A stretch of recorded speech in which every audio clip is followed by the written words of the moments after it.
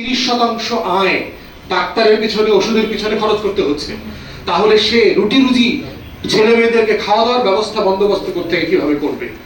তাই আমরা এই জায়গাটা থেকে বারবার যেটা বলার চেষ্টা করছি যে সরকারের একটা সিরিয়াস ইনভেস্টিগেশন হওয়ার কথা দরকার, যেটা আপনি ব্লেম করার থেকে অন্তর্বর্তীকালীন সরকার এই ভুল করেছে, এই যে মিথ্যাচারগুলো ছড়ানো হচ্ছে, যে বয়ান তৈরি করা হচ্ছে, এই বয়ান থেকে বের করে এসে একটা সিরিয়াস ক্রিটিক্যাল ডাইসেক্টিং সিচুয়েশন আসা দরকার।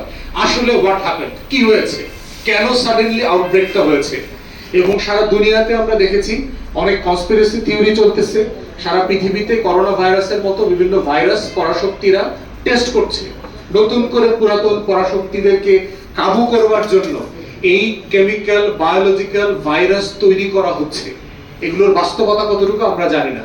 যারা এগুলো নিয়ে গবেষণা করছেন তারা দেখবেন যে নতুন করে এই ভাইরাসগুলো সারা পৃথিবীতে কি টেস্ট করবার চেষ্টা করা হচ্ছে কিনা। আমেরিকাতে অনেক ডাক্তার এবং সায়েন্টিস্ট দেখলাম এই যে হাম এবং হাম সদৃশ অসুস্থতার কারণে নতুন করে তারা এই তর্কটা সামনে আনছেন যে এরকম কোনো ঘটনা ঘটছে কিনা, সুপার পাওয়াররা এরকম করোনা, অ্যানথ্রাক্সের মতো, সার্সের মতো ভাইরাস প্রডিউস করে দেখার চেষ্টা করছে কিনা যে আসলে এটা ওয়ার্কেবল কিনা। আপনি একটা গুলি করে অস্ত্র বানায় লাখ লাখ লোক মারতে আপনার যে খরচ হবে, তার থেকে যদি আপনি একটা ভাইরাস তৈরি করে দেন, নীরবে লক্ষ লক্ষ মানুষ মারা যাবে। অতএব এইটা একটা কোনো কেমিক্যাল ওয়ারফেয়ার কিনা সেটাও আমাদের যারা বিশেষজ্ঞরা আছেন তারা এই বিষয়গুলো আমলে নেবেন, ভেবে দেখবেন। গোটা দাগে আমরা মনে করছি ব্লেম গেমের বাইরে এসে আমাদের সিরিয়াস পাবলিক হেলথের তর্কটা তৈরি করা দরকার। স্বাস্থ্য ভালো না থাকলে, আপনার সুস্থ প্রজন্ম তৈরি না হলে তাদের মেধা কোনো কাজে লাগবে না। আপনারা সবার পরিবারে দেখেন, আমাদের জেনারেশনের থেকে আমাদের বাচ্চাদের জেনারেশন অলমোস্ট সবাই অসুস্থ, আনফিট, খেলাধুলা করতে পারে না, ফিজিক্যালি মোটাসোটা। এই বাস্তবতাটা আগামী দিনের জেনারেশনের জন্য ভালো হচ্ছে না।